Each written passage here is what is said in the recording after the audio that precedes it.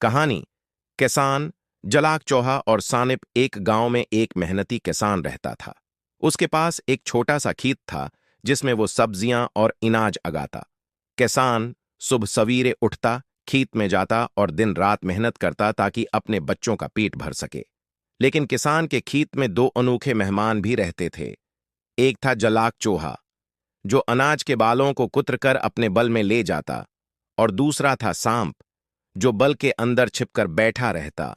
चौहा रोज खेत से दाना चराता और अपने बल में जमा करता, मगर उसे ये नहीं पता था कि इसी बल में एक भूखा सानिप भी रहता है। किसान अक्सर देखता कि उसका अनाज कम हो रहा है, मगर समझ नहीं पाता कि चोरी कौन कर रहा है। एक दिन किसान ने अनाज के पास जाकर छिपकर निगरानी की।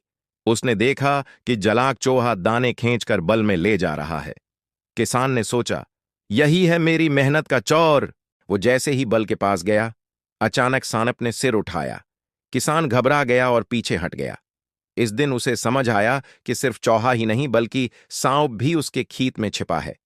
आखिरकार किसान ने अक्ल से काम लिया। इसने बल के करीब धुआं किया।